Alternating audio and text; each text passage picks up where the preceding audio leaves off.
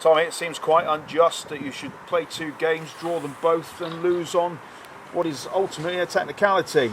You're still unbeaten in 3 games versus Poole. That must be a huge positive you take from tonight's game. That's the positive, but it's something that doesn't really surprise me. It's 2 teams that are at the top of the division out of Wright. They've been the most consistent teams. Like you say, it's the competition rules. It's a 2-legged final, and it's hard to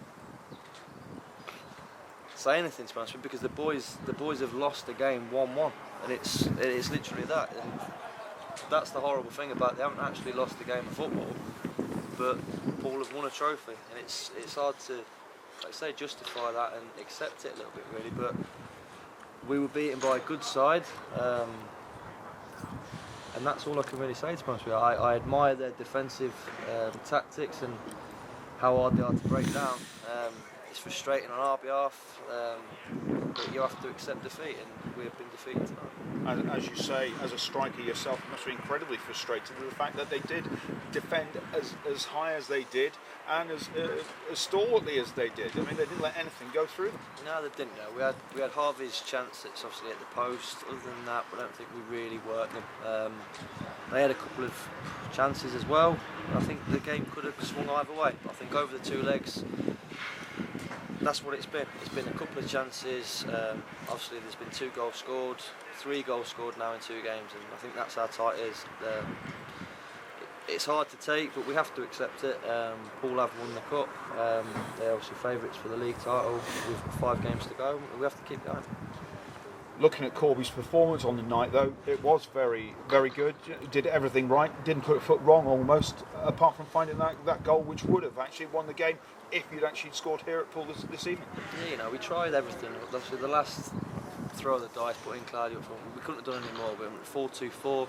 Last 5 minutes, we went 3-2-5. So we've chucked everything at them. And like I say, you've got to hold it hands up to their 2 centre halves because they are rocks. And I think they're the 2 that have held that team together all season. The amount of clean sheets that they've had are down to them 2 men, and the whole man's up to them.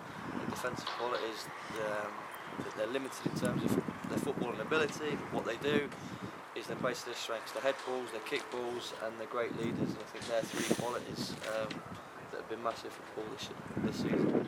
There is a financial gain of this game, of course, but we don't need to bother about that. It's all about what now is the focus for the league. You still want to be up there, you're still going to challenge for the top spot, but it's down to Poole to actually make their errors and Corby to jump on the back of that, I guess. That's been the case for a couple of months now. Poole have been the front runners from October, November time. We've been them and Weymouth. Obviously Weymouth have fallen away, we've taken that spot. All we can do is stay on the heels as long as we possibly can, and we will keep fighting until it's mathematically impossible to do it. We will stay there, we will try and remain in second, secure second, and then see what that takes. If it takes into the playoffs, then so be it. We bring whoever back to Steel Park, and it's a lot really, at the end of the day. I think that's, you see it season after season, not necessarily the best footballing team or the team that deserves to do what you do. The boys are well aware of that. 5 massive games now. Let's see where it takes us. Looking for more positives, of course. You used all 3 substitutes tonight. There's no major injuries, is there, coming out of that game? Yeah, it was 2. Obviously, I had to make 2 substitutions.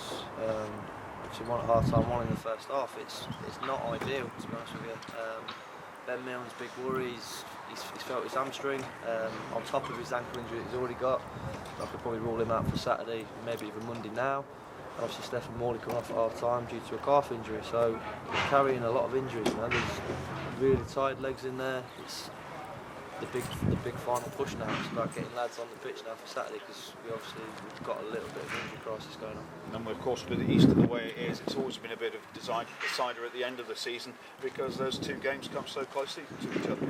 Yeah, and obviously the fixture list hasn't been kind to us. Normally bank holidays you get nice local games. Fortunately for us, we travel to Bideford with a nice 8 o'clock in the morning leave. So we've known the fixture list since day 1.